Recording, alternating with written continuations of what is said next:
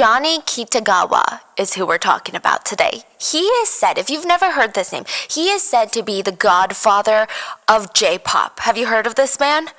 No. At his prime, he was considered to be the combination of JYP and YG and Bang PD all in one man. Really? He was the godfather of J-pop. He was the man that could pull a nobody from a crowd of millions of people and turn them into an international sensation. A freaking star maker. That's what this guy was. He could take one look at someone and be like, this guy is going to be a star one day. You are going to be the next sensation. He would have people circling buildings, waiting in lines to see his stars, just to get a glimpse of his stars. Global corporations would send email after email trying to book his stars. Like, he had the power to do all of that. And if you were a guy, because he only accepts male stars, he's often credited as pioneering boy groups in Japan. So being an idol, I mean, we know this. We've heard all the K-pop horror stories. Being an idol is not easy. It's not fun, nor is it for everyone. Everybody knows this. You've got to sacrifice so much. You have to sacrifice oftentimes your family, your friends, your social life, practically everything to be an idol. But you kind of guess, like, that's what I'm signing up for. Like, these idols, they signed up for it. They're going into this kind of knowing. But in today's case, there was more on the line than just a social life being at risk. In order to become a top idol at J&A, Johnny and Associates, some said that you had to be a victim first. The godfather of J-pop was allegedly one of the most prolific predators the entertainment industry had ever seen. I'm talking on a global scale. Allegations started to come out that Johnny was preying on the underage trainees. One victim stated, boys would be sleeping in a room, like a dorm. The trainees were all in this building, just next to each other, in rooms next to each other, in bunk beds next to each other. It's not the most lavish thing as a trainee. And you would hear Mr. Kitagawa coming into one of the beds of the boys, and you would just think to yourself, it's gonna be my turn next. You would pretend to be asleep, but when Johnny finished with one boy, he would move on to the next. Then the next. So let's talk about the man that created the biggest boy group in Japan and how he got away with abusing them over and over again. As always, full show notes are available at rottenmangopodcast.com. Today's case is really unique in the sense that it's not necessarily breaking news, okay? But the story has been back in the headlines because of a documentary that recently came out. It's a BBC documentary. Came out in March. You can't even watch it outside of England right now without a VPN. So keep that in mind. And I'm telling you, this documentary is controversial for so many reasons. I mean, 25 million reasons. And again, this is not a new case, which makes it so much worse. There have been allegations against Johnny Kitagawa since the 90s. Kitagawa even went to trial over these allegations and lost. He lost, but he never suffered any consequences. Wow. I actually saw a Reddit comment. I was on these Reddit forums talking about this because I also did consult a Japanese researcher for this. But they were saying how in Japan, most people think it's just rumors. A lot of people don't even know that the trial took place in Japan. Maybe, is it because he has a lot of power? Oh, just you wait to see how much power this man has. Another comment that I saw that was startling was this man was commenting and he was saying, yeah, I've been following up on this documentary and my wife is Japanese. She was born and raised in Japan. And I told her about this documentary that came out and she said, you know, you can't believe everything you see online. And he was just kind of shocked. So that is the sentiment for a lot of Japanese people that are in Japan, but I also see a lot of people online being like, I'm literally in Japan, I've been born and raised here, and people need to talk about this. But there are a whole lot of reasons of why and how he was able to get away with all of this, and we're gonna get into all of it. But quick disclaimer, there is heavy discussion about relations with minors, and in this case, we're focusing on a man that targeted male victims. And I've said this before, but I'm going to say it again for the people in the back. Kitagawa does not represent the LGBTQ community. It seems obvious, but there's like always that one comment that gets me so riled up. But if your mind needs a refresher, go to like any other video on this channel and witness the horrendous atrocities that straight people have committed, okay? So with that being said, Have you ever hoped to be discovered? It's not an embarrassing dream. I think most of us at one point have had a dream of getting discovered, you know? There's always stories of Hollywood actresses being chased down by agents that just passed by them on the street. And they're like, you're going to be the next Margot Robbie. And if I'm not mistaken, that's actually how Jennifer Lawrence was discovered. She never auditioned. She was found by a casting agent. There were K-pop stars who were chased down the street in their student uniforms by casting agents from the big four agencies begging them to audition. It's like a Wattpad dream in real life. I mean, even considering how wild the entertainment world is, the way Koji was discovered is even crazier. Imagine being at a Blackpink concert, front row, and someone motions to you, and they said, we want to make you the next Blackpink. What? Wait, at Blackpink concert? No. Okay, but like, imagine that. Imagine you're front row, and YG himself is like, hey, you, come here. I'm making a new group, Baby Monster. You're going to be a part of it. Can you imagine? That's exactly what happened to Koji. Koji is holding his breath. He's standing completely still. He can hear the hairs vibrating on his arms because the sound of these speakers is out of this world. He had elbowed his way all the way to the front from all these like teenage girls that are like, the Johnnies. Okay, the group that he's seeing are called the Johnnies. He had watched every single TV aired concert since their debut. He knew all of their dances to all of their songs. I mean, yeah, you could say that he was a fan of the Johnnies.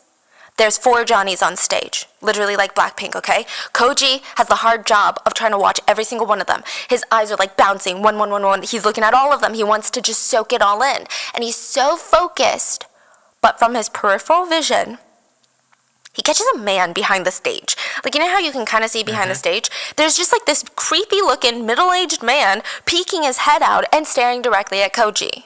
Okay, it's creepy. But if he's allowed backstage, he's not some weirdo, right? Koji tries to focus on the Johnnies, but that man behind the stage, hat and sunglasses, is just looking at him still. Koji's glancing around, okay, like there's no way he's staring at me, like that's weird. It's not like I'm trespassing, right? He thinks he's in trouble. He tries to shake this feeling, he tries to focus on the performance of the Johnnies, and he feels a hand on his shoulder. He spins around, and it's the middle-aged man from behind the stage that was staring at him. And he straight up asks him, who are you here to see? The Johnnies? What do you do for work right now? I work as a band hand. So you're in show business, are you? Yes, sir, as a band hand. Koji said he originally thought maybe he had been randomly chosen to go backstage and like get an autograph from the Johnnies or something. But the next part of this conversation would change Koji's life forever.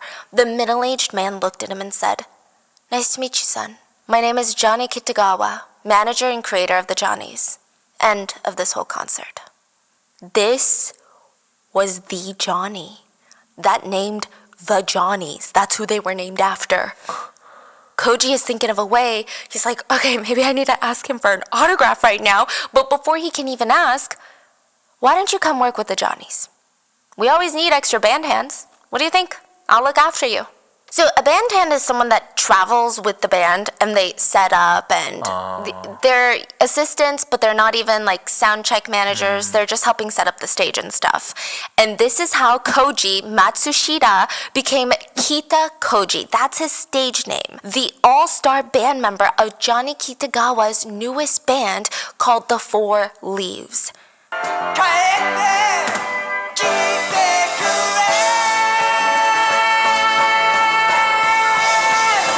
Koji would have everything that he dreamed of. Wait, so what happened? He became a...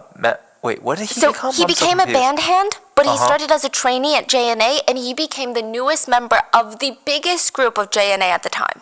Oh, so he became also a celebrity, a star. An idol. He became an idol. Literally just discovered front row at a concert. Can you imagine? Wow. And this guy has no background like that. He grew up in a fishing village. Like, he has no money. He works at a factory. And now he's the one on stage dancing, singing in front of thousands of people. He was a literal star. But he was also Johnny's newest victim. Johnny Kitagawa was the CEO and founder of Johnny & Associates, Japan's biggest J-pop management company. So think YG, SM, JYP, Big Hit. or Hybe. And he was also a prolific predator. He assaulted countless idol trainees for more than 50 years. Koji had no idea that he was making a deal with the devil. He wouldn't even know until it was too late.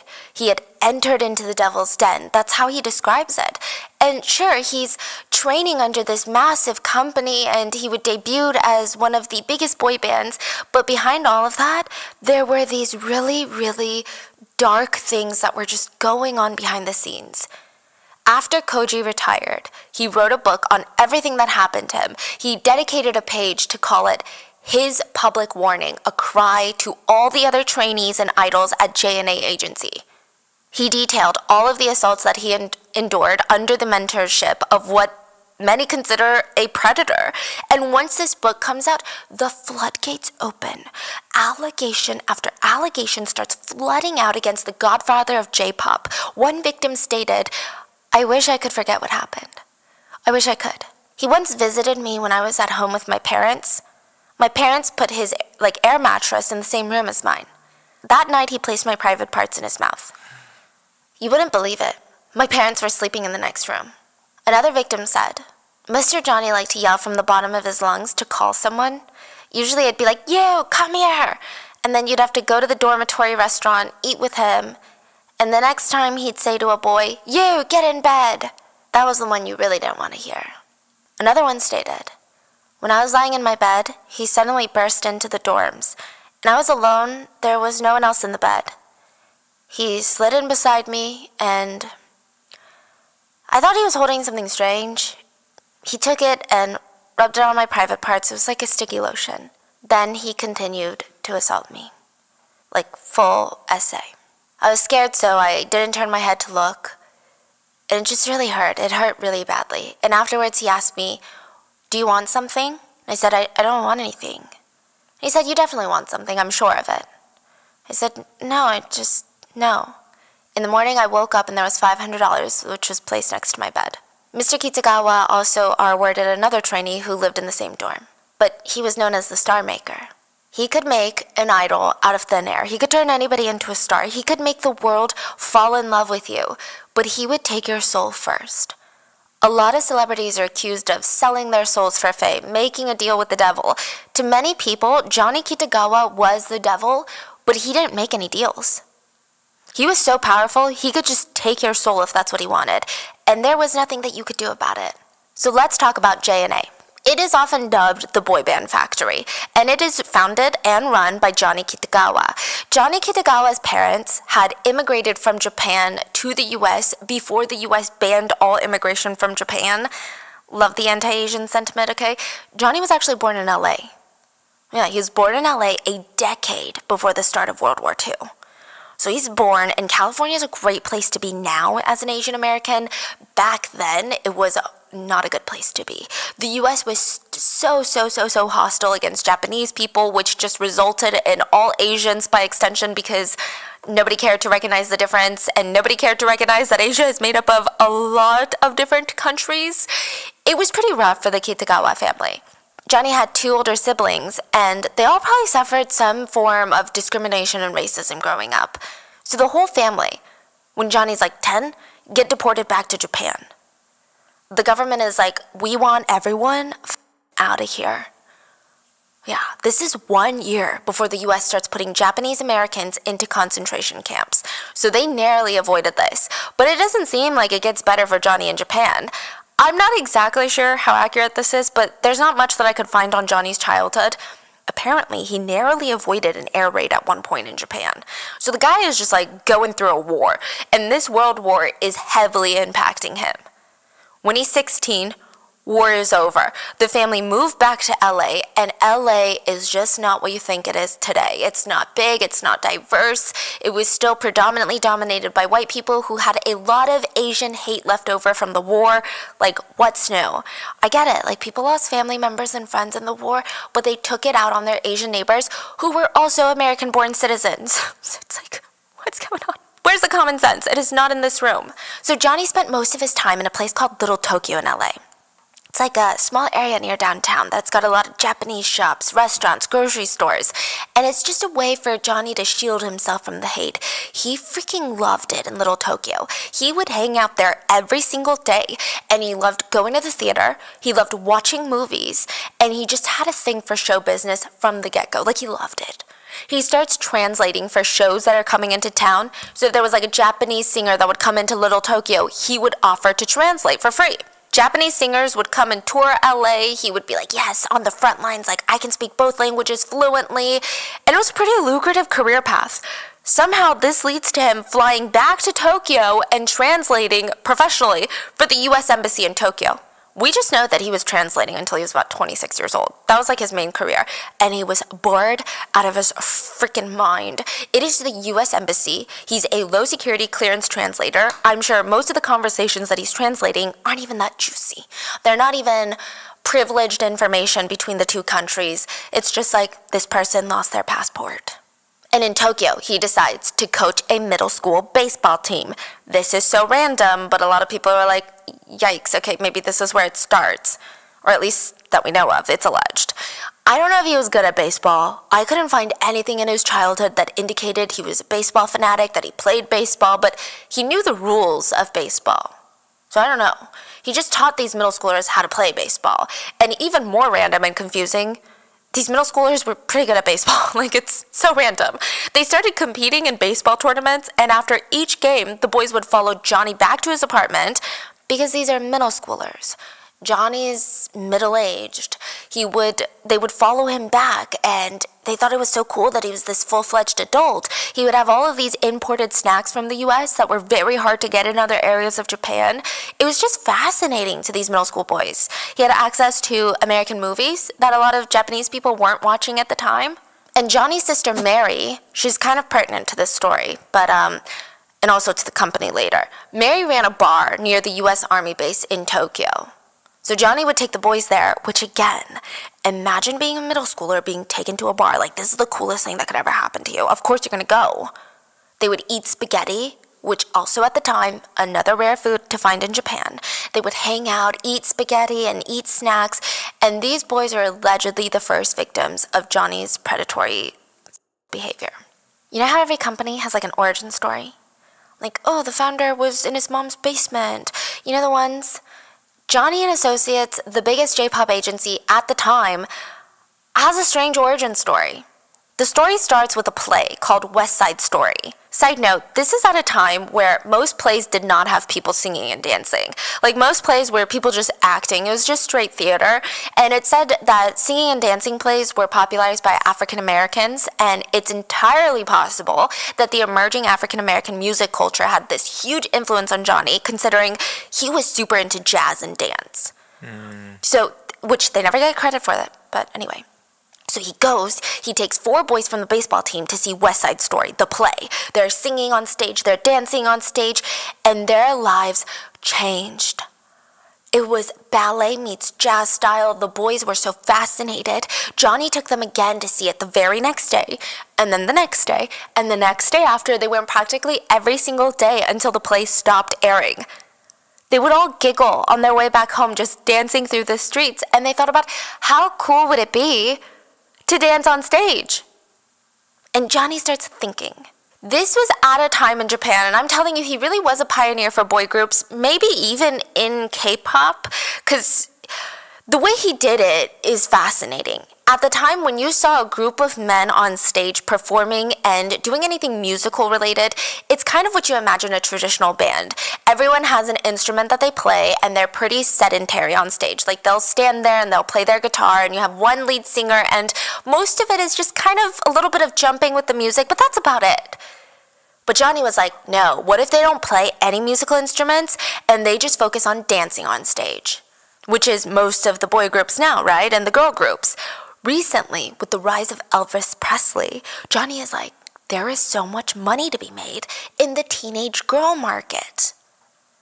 So in America, teenage girls were losing their minds over Elvis freaking Presley, okay? They're going crazy. Not even just teenage girls. The whole world went crazy for Elvis Presley. But Johnny felt it deep in his soul. He wanted his boys to dance. They're already dancing the moves from West Side Story, and they're pretty good. Okay, they were never taught. They just watched the play a couple times and they know the moves. Johnny's like, I want to make Japanese teenage girls go so crazy for my boys like the American girls go crazy for Elvis. Wait, and the boys were from the baseball baseball team. team. Yeah. Wow. It's a really weird origin story, no? And so he goes to his older sister, Mary, who runs the bar, and he's like, listen, Mary, the bar. We're about to make teenage girls go wild. So they start a talent training agency together. The first group, the 4 boys from the baseball team, were the Johnnies. Oh, they are the Johnnies. They are the Johnnies.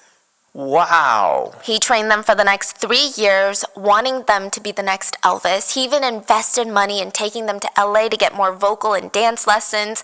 They even signed a contract with Warner Brothers, the Warner Brothers. They were going to release an album in the States. It didn't really plan out the way that it was, Anyway, no album with the Warner Bros, but a few songs, and they did have a pretty good little peak. Johnny realized that these were the people that were around him when he had this big idea, but he needed to go a different route. He wanted even bigger, and he didn't think the Johnnies could go there. So after a while, he disbanded them and focused on making Johnny and Associates and his next big band, the 4 Leaves, including Koji. The 4 Leaves? Yeah, the 4 Leaves. So his agency, he just wanted it to be a household name. He starts holding auditions, recruiting more talent, and the process that he had is very similar to K-pop nowadays. So you want to debut with JNA? Here's how it works. I've talked about this before if you guys follow us on YouTube, but before I met my fiance, I went through a phase in my life where I struggled with debt, okay? I had credit card debt and I was so stressed out by it that I thought I could shove all of that into the closet, and if I don't look at it, it doesn't exist, right? It only made the problem worse, I tell you. It only made it worse because, yeah, duh. But I guess I just didn't even know where to start. It was such a painful process for me, and it doesn't have to be for you. I wish there was a better solution back then for me. But if you're in that place right now, let me tell you, PDS Debt. PDS Debt has customized 0% interest options for anyone struggling with credit cards, personal loans, collections, or medical bills. If you're making payments every month on your debt and your balances aren't going down, this program is for you. PDS Debt rolls all of your payments into one low 0% interest monthly payment. And everyone with over $10,000 or more in debt qualifies. There's no minimum credit score required, bad and fair credit accepted. Like, where was PDS Debt years ago? Because this would have truly made my life so much less stressful. You can save thousands in interest and fees and pay off your debt in a fraction of the time.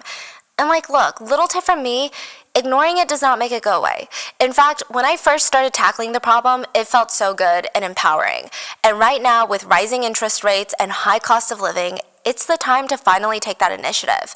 So stop waiting and start saving with your own custom debt savings options from PDS Debt. PDS Debt is offering free debt analysis to our listeners just for completing the quick and easy debt assessment at pdsdebt.com/mango. That's pdsdebt.com/mango. Take back your financial freedom today by visiting pdsdebt.com/mango. First of all, you gotta be a boy. They only do boys. I don't know if that's changed, but yeah, they only do boys. You have to send in an application. You have to attach a photo with your face and a full body shot because, that's what being an idol is all about. It's your visuals. JNA was known for only wanting pretty boys. That was kind of their aesthetic. And I mean, this part isn't that crazy. Even in K-pop, every agency kind of has an overall aesthetic that they go for, and you can see that in all of their trainees. But second, if your resume is approved, you're going to be called in for an audition. Most of the people at these auditions would be 12 to 15-year-old boys. Hundreds of them would be lined out the door. These are already the boys that pass the audition process or the resume process. Then they go in and they go in with these groups in front of a panel of judges, and they do a dance, they do a song, and Johnny was on the panel at every audition. He was known for being very harsh and very decisive. He said that he could take one look at a face and figure out if they could be a star or not. That's it, just one glance, that's all it took. Sometimes, out of 100 of boys, 200 boys that audition, only 2 would become trainees. And not every trainee debuted. The rest were rejected. Then the next step would be training, and the ones that passed would be entered into J&A as trainees. They would have to move into the J&A dorms with other trainees, and they're not just trained in voice and dancing, which are the most important, but acting and PR training, media training, everything. It said that Johnny was very involved during this part of the process. He is so particular about his trainees. He would practically mentor over them for every little thing. The trainees were told, you are not allowed to have your own life. You're not allowed to have your own thoughts. You're not allowed to have your own social media. We control every aspect of your image. If you thought K-pop was bad, the way that Johnny ran, insane. Insane. He's basically telling them, you are a commodity of my business, so you don't get to have your own identity. You are whoever I say you are. If I say you like sweets and you're a sweet boy, you like sweets and you're a sweet boy. Everything they did, everything they said was so heavily monitored. It was really crazy. He would personally mentor each trainee and try to give them opportunities to work, as backup dancers, appear in TV or in magazines. But ultimately, that's just if he liked you. Every trainee would be forever stuck in this limbo period unless he made the decision that you could debut.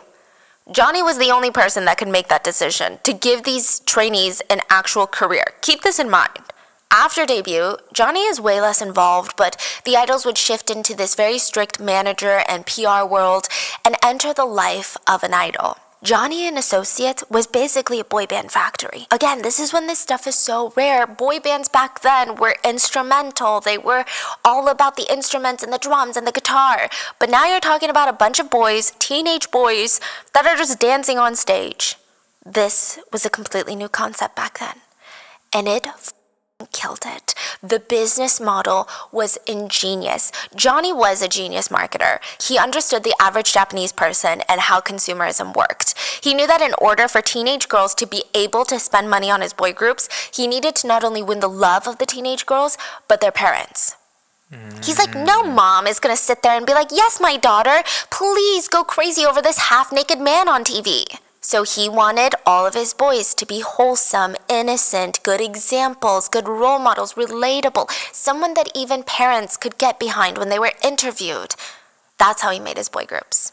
And it worked. Soon enough, his boy groups were on the cover of every magazine, every single show, every single TV at every hour of every single day.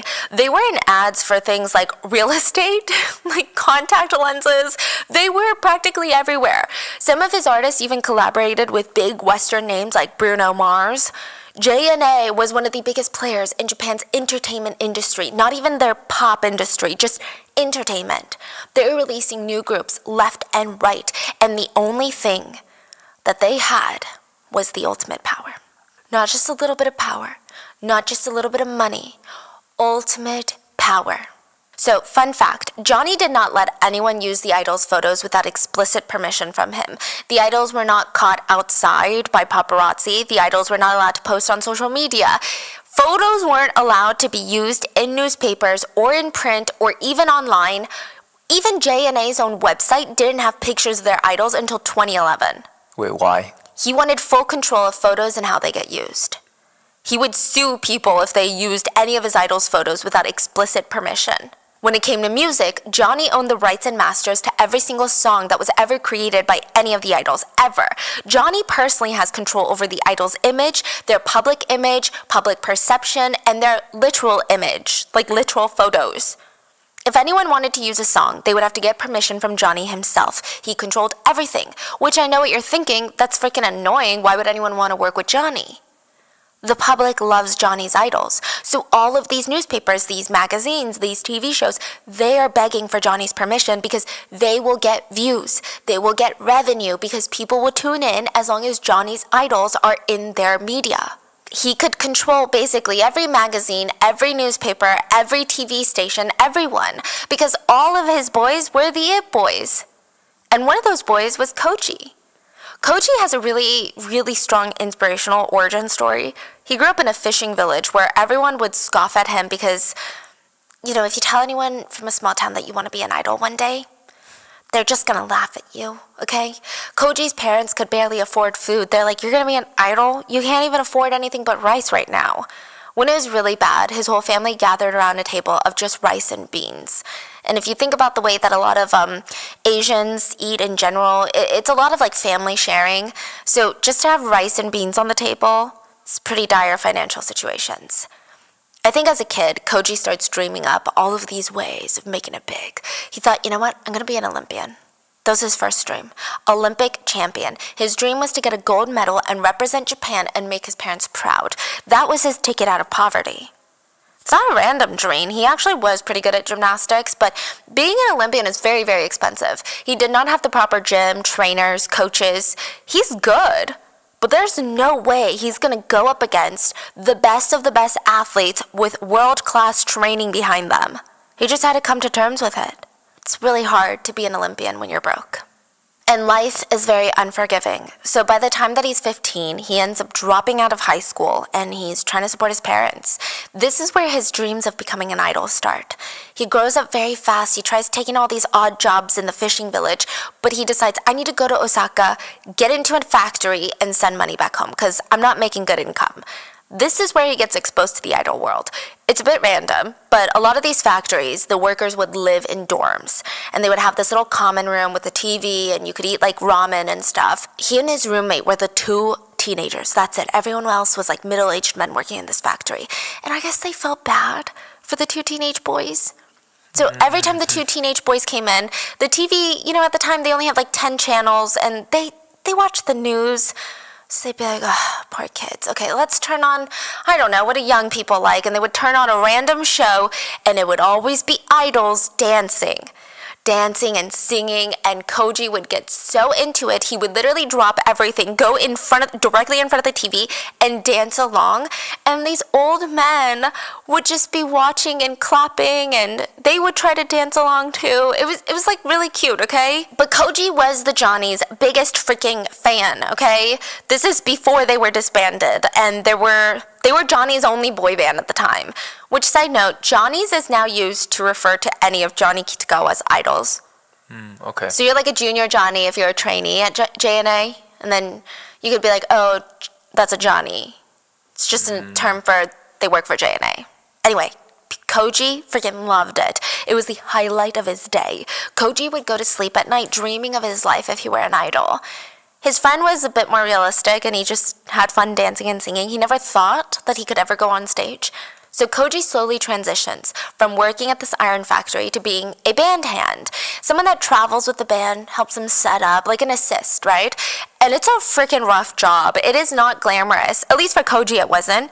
He doesn't get paid well. He has to travel with the band in the cargo car. So he's just sitting on this cold metal floor of the van, bopping his head on the roof, and there's like guitars slamming into him, drum sets slamming into him. It was just miserable. And since he's from a poor fishing village, anytime the band performed in one of the big cities in Japan, people would start making fun of his accent, calling him mean words that are basically slurs to refer to country boys, basically. And he was just so self-conscious, he just altogether stopped talking. He had so much social anxiety. He was just about to quit because of how rough the pay was, go back to the factory, when he heard the band was going to be performing at a concert that the Johnnies were also performing at. So he's like, okay, let me just stick it through, because he didn't even think he was going to get discovered. He had no plans to like go harass Johnny Kitagawa and find a job. He just wanted to see them live in person. He's like, I'm going to quit after I see the Johnnies. And that's when he was discovered by Kitagawa himself. That's how he became Kita Koji. And the Kita part is in honor of Johnny Kitagawa. Johnny really, really liked Koji. He didn't think that he had a funny accent. He just thought he had a very innocent face and a good work ethic. Koji debuted with the Four Leaves, and they were the next big hit. Koji would even do backflips on stage because remember he has a gymnastics background, and Four Leaves was like the One Direction before One Direction. Koji's hard work, it pays off, he's on TV, he's an idol, but things change. Time goes on and leaves fall. For the Four Leaves, it took 10 years for the leaves to start falling apart. 10 years after they debut, they were disbanded. Audience just wanted something new, And Koji felt like his entire world had fallen apart. I mean, this was his life. What was he supposed to do now? And this is back before, a lot of idols can make a living going on variety shows and being an entertainer, being a personality, or going into acting. Like, this was before that. It's just, you're done. He genuinely thought that maybe he was meant to die with the Four Leaves. He said, our last performance as the Four Leaves, the boys and I sang so loud and we danced like never before, as if we were freeing ourselves from everything that we had experienced in the past 10 years. Fans were yelling at us, don't quit. But they were yelling for people who don't exist. It was all a facade. On the day of our disbandment, I felt like I received my kiss of death. It's such a big emotion, like I can't even imagine it. Koji said that he fell into drugs at this point. He was directionless. He was lost after disbandment. He tried to get into acting, but it didn't really catch on. It proved to be really, really hard to build a new career while struggling with substance abuse. So all he did was write. He wrote a lot to explore his thoughts and his emotions, and exactly 20 years after his debut, he wrote his expose, a book dedicated to his life as an idol, and it was almost a public warning to the newest leading boy band from JNA. He warned them that they are not alone, and what they might have had to do to get where they are is not their fault. He wanted them to know he was on their side, just in case Johnny Kitagawa was sexually assaulting them too. Koji talked about the numerous times he would walk off stage straight into Kitagawa's open arms. How he was just a teenager, but he felt like he owed Johnny something. How he felt like if he didn't do this for Johnny, his career would be over before it even started. He exposed Johnny Kitagawa and said this was his public warning. There is a predator out there offering to take Japan's children and train them into superstars, but he's assaulting them. It was a really, really raw book. It wasn't a way for him to get attention or back into the spotlight, which a lot of people accuse him of writing the book for that. If you know what it's like in any culture coming out with allegations of abuse against someone so popular and loved, it's terrifying. In East Asian culture, particularly in Japan, where politeness is not a positive but a mandatory, where politeness is the bare minimum, this is not normal. This is not like clout. But he hoped that he could save future trainees from this type of abuse. He wrote in his book that during his trainee days, Johnny would invite him into his room. Johnny would take his private parts into his mouth and would not stop until the deed was done, if you will. Koji said Johnny did this almost every single night for 4 to 5 years while Koji was a trainee. Koji said it was confusing because Johnny would basically convince him that these assaults were acts of love. He made it seem like he wasn't abusing him, he was just taking care of him in a way that every single good caretaker or guardian would. He provided these boys with everything, their lives, their future, and even their family's livelihood. And Johnny knew that. Even if they could see through his mental manipulation, how are they going to say no? How are these trainees going to say, no, that's not an act of love, that's literally assault? There were more than enough reasons for their brains to convince themselves, actually, maybe this is what I want too. Many of them thought that this is just the price of being an idol. Koji said that he lived with Johnny for a while, like a married couple. But once he got famous, Koji felt like he could kind of reject Johnny's advances just a little bit. He finally felt a little bit of power. And it wasn't a lot, nowhere near what Johnny still had over him, but a little bit of something. He was still terrified of Johnny's reaction to his rejections, but Johnny didn't seem to care. Koji said that he just moved on to younger trainee idols. Koji said this was one of the big reasons that he turned to drugs in the first place. He thought that if the sexual assault during his trainee days was indeed love, it was just the admission price to his dream life. He just thought, this is what I have to pay. And maybe it's worth it if my parents don't struggle anymore. So he convinces himself this, and once he debuts as an idol, he's like, oh, okay, this is what I worked so hard for. And maybe it was worth it, and I'm just so busy. So he's busy with his schedule and everything that he had as an idol. He didn't think too much into it. He tried not to. He just distracted himself. But once the band disbanded, he was left alone with his thoughts, and he was just so torn. Side note, this is a thing that happens frequently when someone is assaulted before they've matured or mentally developed. They might believe that it's not assault, especially if they've been groomed. But a lot of times, these kids will turn into adults and realize that the thoughts of of having any similar relations with minors makes them want to gag. They start realizing that what they experience is not love, it's not parental love, it's not big brother love. They realize it's straight up assault. Like, as an adult, they can never imagine doing that, and that's when it slowly dawns on them that they were groomed. That's most likely what happened to Koji. So he releases this book, and it does pave the way for a lot of other victims to come forward with their experiences. But overall, everything is just swept under the rug. And it's not because there's no substance behind these claims, but because JNA has such a strong grip over the media. They are a huge mega corporation at this point. If anyone was going to release any information about these allegations, JNA would cut them off from their idols. And without these idols, these news publications, newspapers, magazines, TV stations, their revenue would be obliterated. Which is crazy because something as explosive as allegations of predatory behavior from one of the most powerful people in the entertainment industry, I mean, you would imagine that it's all over the news, right? So a lot of the public, they understandably thought, well, those are just rumors. If there was evidence, it would have been on like CNN, it would have been on all these big news stations.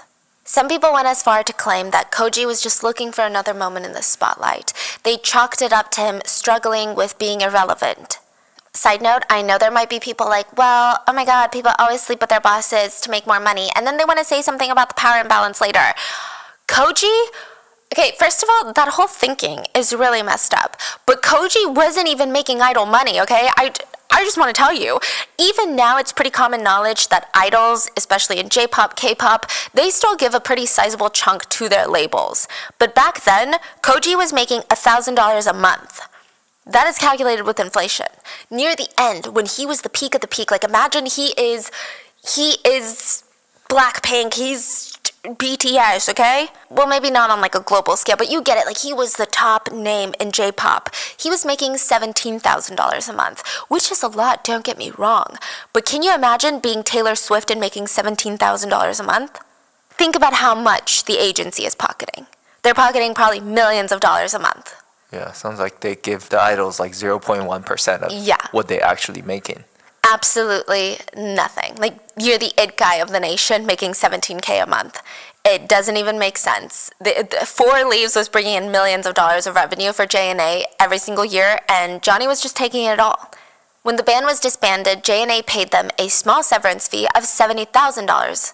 That's it. $70,000, not a month, just a one-time fee. They're still young. That isn't even enough to retire. I mean, just think about it. You were bringing in millions and millions of dollars, and now you don't have enough to retire. You can't get a normal job because people are gonna be like, oh my god, can I get your autograph? Like, can you imagine being a cashier and they're like asking for your autograph? Your boss would fire you. But then you can't stay in the limelight because Japanese entertainment is kind of like Korea, where it's predominantly run by a couple of agencies. So if you're not signed with one of them, it's really hard to get airtime. I do think that there was a brief 4 Leaves reunion, but other than that, he remained relatively private. Koji got married, he got divorced, eventually he settled down and had a daughter. Sadly, in 2011, he was diagnosed with liver cancer, and he passed away. What's heartbreaking is before he passed, he posted on his blog.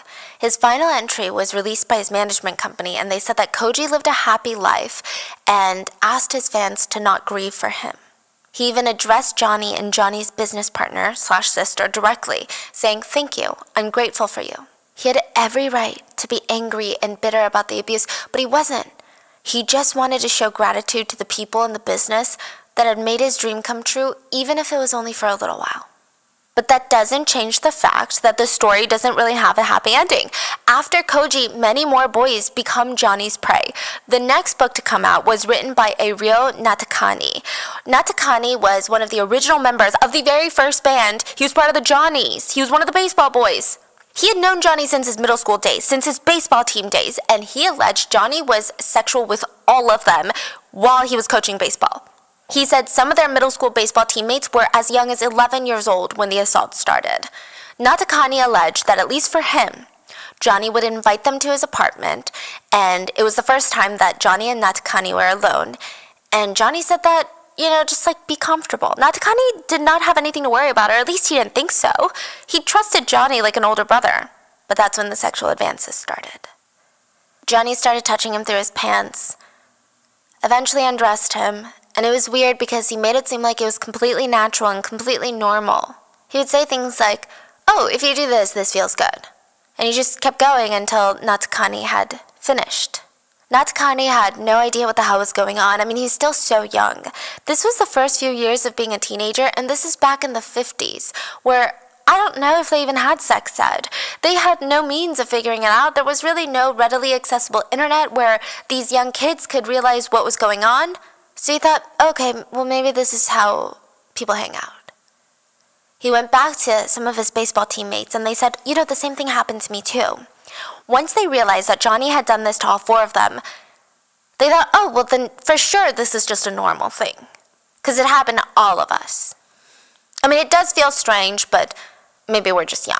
Natakani said he didn't realize he was a victim of S.e.x until he was much, much older. He said, at the time, I didn't know how important sexual behaviors were, so I didn't really feel violated. Then when I got older, I realized how different my first experiences of sex were from other people's, and that kind of came as a huge shock to me. I'm like, what do you mean your baseball teacher didn't do that to you? After Natakani grew up and the Johnnies were no longer playing, he fell into drugs to help him cope with all these realizations. And so now Koji and Natakani, two of the biggest names to come out of JNA at the time, they're coming out with these allegations. More and more boys start coming out, and side note, a lot of these boys chose to stay anonymous, keep that in mind, but one of them said, Mr. Johnny would call me. He would invite me to the dormitory to have dinner, and then he'd say, why don't you go to sleep? When I went to bed, he would come into my room and he would get into my bed. He touched my genitals and he put them in his mouth. Then he would apply something slimy and start the penetrations. In the BBC documentary, a trainee named Junya said that he started training with JNA when he was just 16 years old. He trained for 6 years, but he never debuted. The BBC journalist asked him about his experience, and he said, Johnny's main job was scouting and developing talent. Johnny always came to my lessons, rehearsals, and the shows. He always came. He would always invite us to dinner and to the movies or for a drive. You know, Johnny definitely was someone with certain habits. He definitely had an overly affectionate way with children. From my experience, there was only one boy who didn't like it and ran away. The reporter asked, what does that refer to, like he was affectionate with children? He would put his hands all over our bodies and fondle the precious parts. The boys were elementary or middle school aged. Most of them had no sexual experience. The former trainee said, we would even joke today that our first sexual experience was with Johnny. And I'm sure many kids went along with it, had no understanding that they were being hurt, but there were also kids who understood and were like, Johnny, I love you, and went towards him and towards the assaults. In fact, my impression is that kids were fighting for Johnny's attention. So another huge thing to note, there is an obvious power imbalance here. A, the boys are brainwashed into thinking that what Johnny was doing was love and was completely normal. B, Johnny literally held their entire future in their hands. He could ruin their dreams with the snap of a finger. Also, if these boys didn't know that what Johnny was doing was wrong, they'd probably consider it the price of admission into being an idol. The reporter asked, so you wouldn't consider that a boundary was overstepped? He nervously laughed and waved his hand in front of his face. The victim on the BBC documentary said, he didn't get me that much, I wasn't sexually abused or anything. There were just some massages that went a tiny bit further. It felt like family. The reporter asked, do you think the other boys' parents had a clue about what was going on? Yes, of course, the parents knew the truth, but they wanted their kids to get in. They'd say to their kids, you'd better offer your arse to Johnny. So it was common knowledge that Johnny was a homosexual with a liking for young boys. The parents knew, but they didn't say no. But can you see how that crosses the boundary into something criminal? The victim says if he really was a criminal or committed a crime, he wouldn't have had all that support. But Japan accepted him and elevated his business to the top. That's how Japan is. So there is so much to dissect from this interview. And just a quick disclaimer, I am no therapist or psychologist, and this is not a professional analysis, but from my non-qualified perspective, I feel like the victim is almost kind of running from reality. Like maybe he's heard other boys come forward and call Kitagawa's actions pedophilia, criminal, sexual assault, and rape, and I think maybe he himself doesn't want to think of himself as a victim of all of those things. He could be using Kitagawa's fame and power to justify that. Maybe he's thinking, well, a criminal wouldn't have all of this success. A criminal would be in prison. If Japan had made this man successful and given him all of this support, he can't be evil.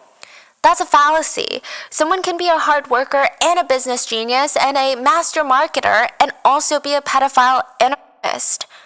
The second thing is, Genya said that the boys' parents knew what Kitagawa was doing, but they didn't care, and even told their sons to offer themselves to Johnny if it meant that they'd become an idol. That sounds despicable. I could believe it, maybe, if it was one or two parents, but so many, I don't know how to feel about it. Like, honestly, statistic-wise, I'm also wondering if that's not true. Maybe it's just I don't want to believe that hundreds of parents would be A-okay with their sons getting abused. But maybe when Genya was an idol, the boys played Kitagawa's abuse off like it was nothing. And maybe they said their parents were okay with it because maybe they didn't tell their parents the true extent of the abuse. The BBC doc is controversial in the fact that it never expands on that. I almost feel like the journalist didn't know what questions to ask to get more information on this, so he just kind of skipped over it. There's going to be more about this BBC doc in a second. But another victim said that he was first assaulted when he was a trainee. Johnny told him to go to the bathroom and take a bath. Johnny even helped him fill the bath, and the trainee genuinely thought that this Johnny, CEO, founder, was so kind. But then he tried to take his clothes off. And the trainee kept telling Johnny, I can do it myself, like, thank you, but you can leave now. But Johnny continued silently undressing him completely until he was naked. Then he put him in the bath and washed his whole body like he was a doll. Then he was told to come back, and he did tell his trainee friend, and the trainee friend said, your dreams have been shattered, but you have to put up with it or else you won't succeed. So the assaults continued. He said Johnny would bother him all night long, even until he saw the sun come up. Nobody around him was quitting because of it, so he was confused whether or not this was really that bad. If it was really that bad, wouldn't all the trainees quit?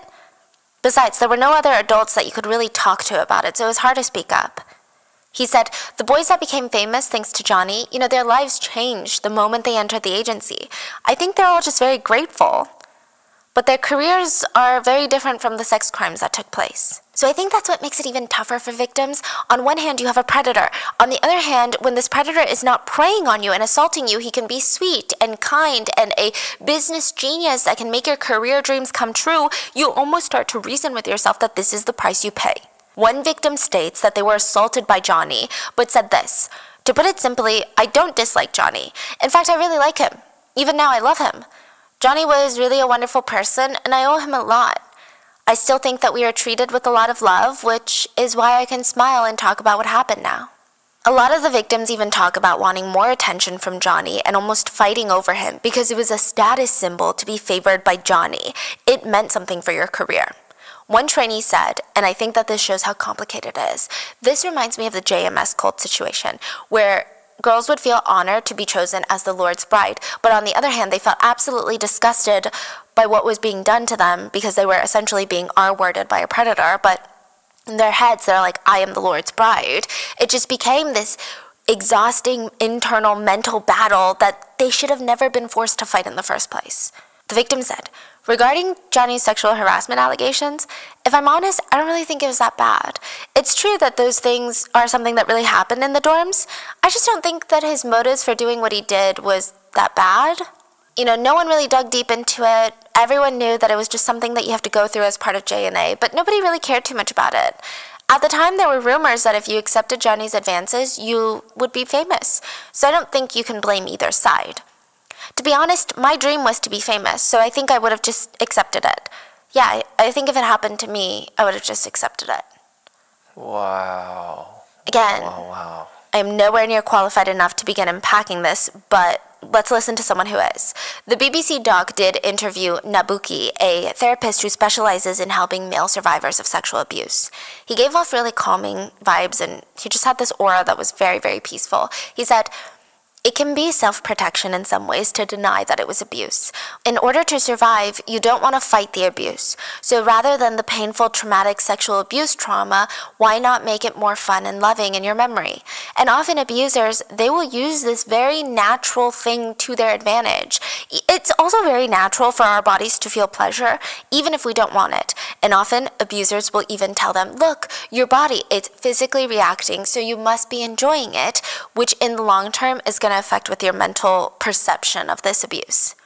That's what makes it so complicated and confusing. And Japan has, what he says, a culture of shame.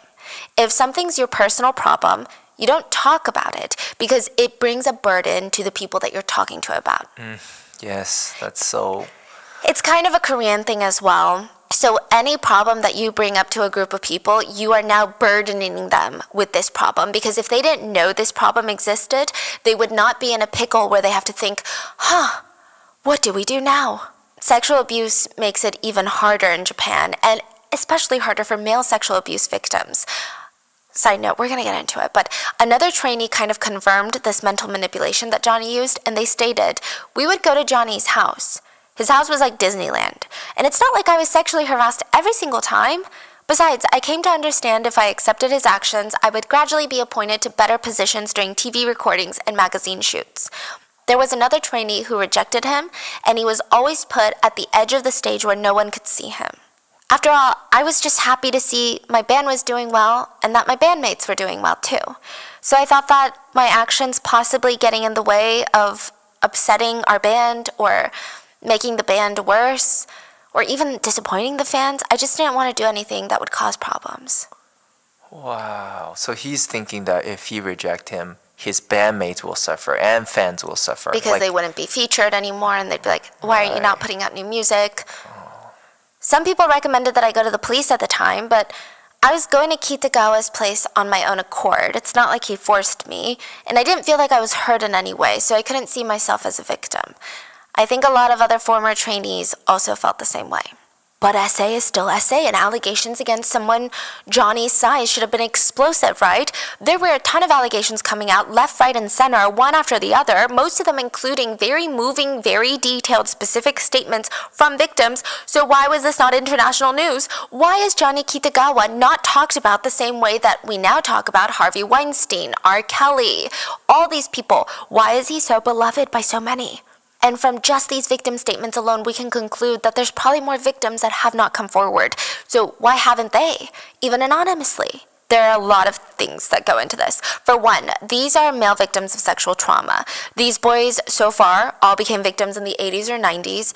It's really difficult for male victims to come out today, but imagine how much harder it was 30, 40 years ago.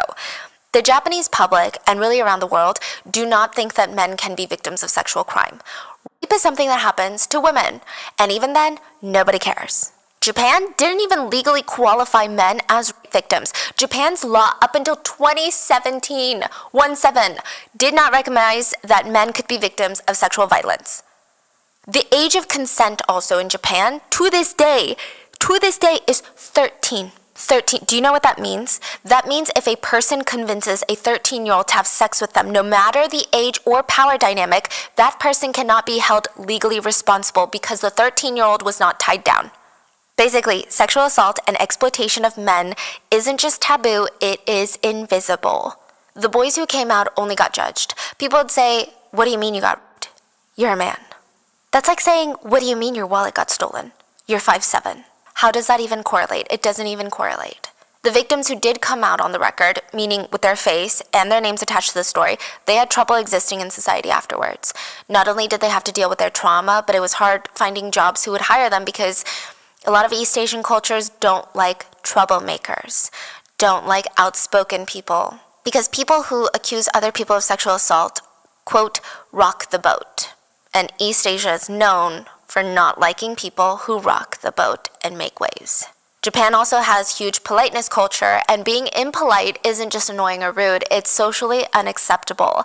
And it's a big belief that to inconvenience others should be avoided at all costs. Accusing someone of sexual assault is inconveniencing people. It makes people uncomfortable hearing about the story, which is also rude, and most people shy away from discussing topics like this.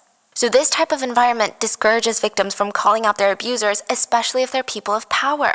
Just the act of throwing out allegations burdens the workers, and if the police were to investigate or if the company were to go under because of that, it would burden the employees and the idols, and it's just, you are a bad person. Considering all of this, I really do admire the people who have come out. There are so many obstacles, but they were brave enough to stand up. They put themselves through all of this in hopes to save future trainees. But still, I mean, I would imagine that there would be some mainstream media outlets because, I get it. Media is controlled by people with money and power, but sometimes things get too big and you can't not cover it. Nope, the only newspaper was a local newspaper called the Shukan Banshan that was covering it, and they were the only ones that had no fear of going up against JNA. A few sources online refer to Banshan as a tabloid, but others say that they're a highly regarded source for investigative journalism, and I am inclined to believe the latter because Banshan actually went up against the Japanese government at one point, and that was a whole scandal for them. But they start picking up stories from Kitagawa's victims. They publish a few allegations, 9 to be exact, because this is important, because all 9 allegations are going to be taken to court. 1.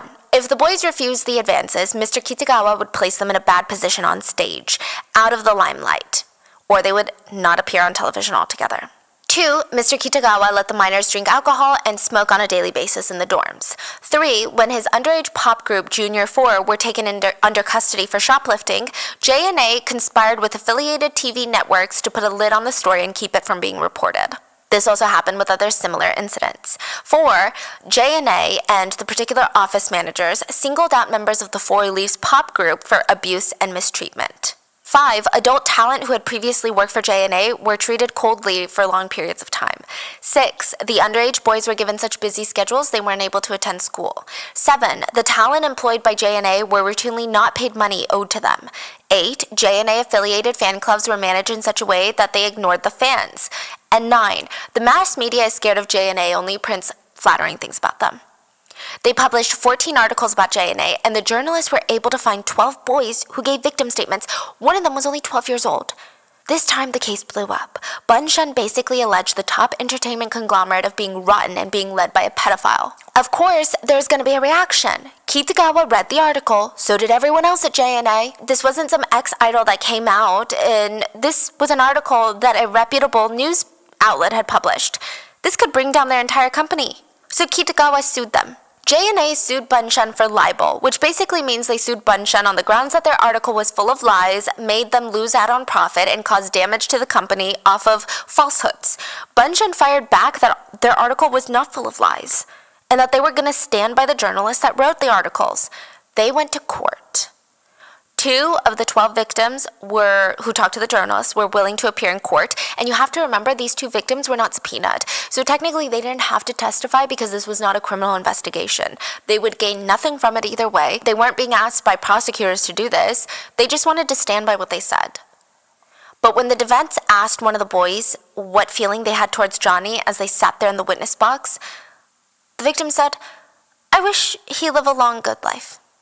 Most people saw this as how manipulated and brainwashed these boys were, but Kitagawa was like, "See? I'm not assaulting these boys, they like me."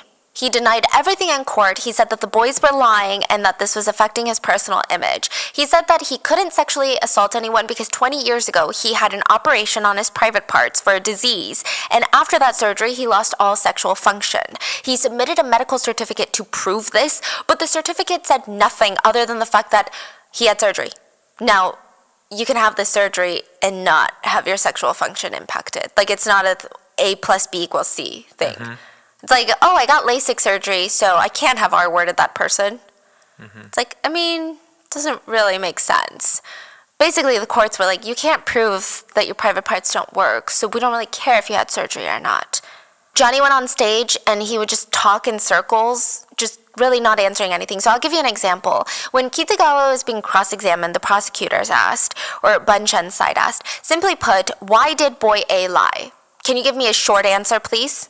You think that boy A lied because he was lonely? That's what you said, right? In short, I think that both boy A and boy B are in the same place right now. But that is just pure speculation. It's just that I found both boy A and boy B myself. You know, they are now friends, but in such a lonely existence. In short, even if we say that we're a family, there are people who will think that. Therefore, as I said yesterday, there is nothing more lonesome than not having blood ties. In that sense, maybe it was me that was lonely. So to make it clear, I don't resent the boys or anything, but to say that the boys lied, like Your Honor said, it's hard for me to say they made a false statement. Honestly, I never meant to sexually harass anyone. But the boys were so adorable. And the bond that we had was very strong that I felt it was terrible that we were not blood relatives. I was merely trying to bridge this gap. When suddenly the boys cried harassment. The reason they claim harassment is not because they dislike gay activity. They just wanted to betray me. I'm sure they feel guilty about it now. But I can't definitely say that their testimony is entirely made up. I am so confused. What is he trying to say? He's basically saying that the boys have no family members who love them, so Johnny Kitagawa was trying to be like a dad figure to them, but then the boys mistook it as sexual harassment, and now they're crying sexual harassment, but they probably feel guilty about it now because all he did was be nice to them. I see. But then he's like, also, I can't say for sure that I didn't sexually harass them. Basically going these boys are troubled and crying abuse because they're lonely. And it also was not a short answer, okay? Does that sound like a short answer? Does that also not sound like an admission of guilt to you guys? The court did not agree. They sided with Johnny Kitagawa and ordered Bunshen to pay $70,000 in damages adjusted for inflation. No. Bunshen again refused. They appealed to the Japanese High Court, and this time the High Court ruled in favor of Bunshen, so they won, which adds more weight to the allegations. But this libel case never led to a criminal one. JNA tried to appeal this decision, but they were rejected. So now there was some attention, and briefly politicians were asked, what are you going to do about this case? The politicians stated that Johnny could not be charged as a criminal because the age of consent is 13. Most of these boys were older than 13. Another thing is that boys could not be R-worded in Japan until 2017. And Johnny was not their parent or guardian, so he couldn't even be classified as child abuse. Wow. There was really no law that they could charge him on. So everything just worked out in his favor. Yeah. Do you see all the loopholes that really work for a predator? I mean, these aren't even small cracks. They're giant cracks in the system. It's not even, wow, this really obscure loophole that nobody would have ever known. What's going on? Who are we really protecting here? So fine, but what about a full-fledged cancellation? Cancel this guy's career, right? I'm not sure that happened either. The journalist who covered the libel case said, in Japan, love affairs or sexual relations between men, it's like people don't want to talk about it. People don't believe it. When he and other reporters tried to cover the libel case, they were pressured into not saying anything. The reporter said, I was treated as a dangerous person who did some sort of shady reporting. When we went to print, I was harassed. TV newspapers, publishers are profiting from JNA, so they tried to stomp out this story. In the BBC doc, this same journalist gave an interview and said, I have been in despair for 23 years. Reporters Without Borders ranked Japan number 68 out of 180 countries for press freedom, which classifies it as having a problematic situation. Wait, 168? Number 68. Out of 180 being North Korea. Norway and Ireland take the spot of number 1 and number 2, meaning they have the most freedom of press. Because, every country, we're Democrats. It's a democratic system. We've got freedom of press. No, we don't.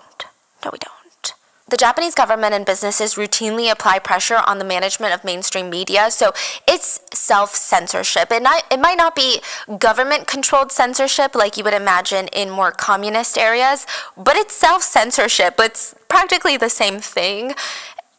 It's pretty bad. It's basically don't bite the hand that feeds you. And they knew that Johnny likes to play games. Kitagawa wouldn't even let his boys appear on just anybody's shows. He had rules. So if you were this huge TV network that needed their idols to come onto your TV station so that you can make money and views off of your ads, you can't just ask for the biggest star. Johnny would make deals with you. I will give you the biggest star if you feature our new group 3 times in prime slots. That's the only way. Take it or leave it. You are also not allowed to promote any idols from rival agencies or publish anything negative about us. Or else this stops. If they did, Kitagawa would refuse to allow any JNA idol on their programs, and they would lose both audience reach and advertising dollars. So, yeah, a lot of the times these big TV shows would run these variety shows or random network shows, and they don't need an idol, but you would just see a rookie JNA idol just there. Basically just to get airtime, but genuinely not giving input. Why are you there? It said if Johnny wanted an idol on that show, an idol would be on that show. So what does this all mean? This means JNA felt no effects from the libel case or the accusations, literally felt none of the heat. In fact, JNA only became more lucrative. Their bottom line was only getting greener. They brought home $36 million a year in profits. So this is not this is after operating costs. This is take home. Johnny held the world record for the most number one artists, number one singles, and the most concerts produced by a single individual at the time. And in July of 2019, Johnny Kitagawa had a stroke and was taken to the hospital. Trainees visited him, shared food, talked about their memories with him, and even sang for him. Johnny ultimately passed July 9th of 2019. Japan held a 2-day memorial concert in his honor. Over 88,000 people were in attendance. Hashtag Thank You Mr. Johnny was trending on Twitter immediately after his death. Over 150 JNA idols performed at the memorial concert. The Prime Minister of Japan sent a condolence letter. An idol from JNA said, "Johnny-san taught me the wonderful things about entertainment. I still can't sort out my feelings, and Johnny-san would surely scold me if he saw me crying on TV." Fans who attended the memorial said, "Mr. Kitagawa had trained so many idols over the years and left behind such achievements in the Japanese entertainment industry. I wish to offer my sincere prayers for him. My life has become this happy because of Johnny's idols. I have come here today to thank him. I think Johnny-san made his entertainment with love, so I want this practice to be passed on to the next generation."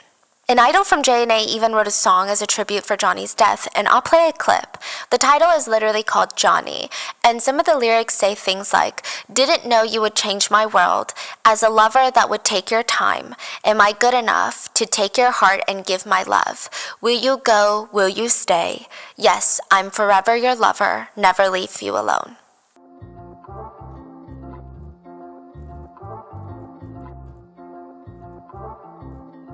I remember Johnny first walked by me, knew how to mind. It was like love at first sight in the middle of the night, such a feeling that I couldn't deny. I was like, who are you? Didn't know you changed my world. And I had to get to know you, so I introduced myself as a lover that would take your time. And I had enough, so take your heart and give my love. We go, just say, I love too hard to let you go. Don't leave you alone. Yes, I'm a forever lover. Yeah, never leave you alone. You're the only one that I call somebody. Walk away, you walk away, but take all love with you. Again, we can't be sure that this idol wasn't just using a song he already had and titling it Johnny and paying tribute because of his death, but a lot of people outside the situation saw it as a very heartbreaking love story for a potential victim. I don't know if he is, I'm just reporting what I read online. That's how a lot of people felt. Speaking of, even after Johnny's death, a lot of idols that stated they were abused by Johnny still expressed condolences and grief for his passing. They showed gratitude for what he had done with their lives. I mean, this has got to be the most complicated feeling that someone can feel. I think, again, like in the Japanese culture, at the end of the day, someone has passed. So one big thing that exists in, I don't want to just say Japanese culture because I can see a lot of it in Korean culture as well, being a Korean American, but there is a really big thing of like, let's just not speak ill of the dead. You know, he already died, why bring it up? But it's kind of confusing because the victims are not dead. Like, you can't just bury everything, all the bad things someone has done just because they passed and then just try to remember them in a good light. After Kitagawa's death, the control of JNA was passed down to his niece. So her mother, Mary, is Kitagawa's sister and co-founder of JNA. She was in her late 80s, so she couldn't take over, so her daughter did. Her name is Julie Fujishima. She has been working for JNA for 15 years, and in response to the resurgence of the allegations with the BBC doc, she said, "Since the death of our former representative in 2019, we are working to establish highly transparent organizational structures, adapting to the times in compliance with laws, regulations, and strengthened governance with impartial experts." Every major news outlet covered Kitagawa's death, but almost none of them talked about his allegations. Journalists who were covering the memorial concert said, "I was one of the people who assumed that when Kitagawa died, the dam would finally break.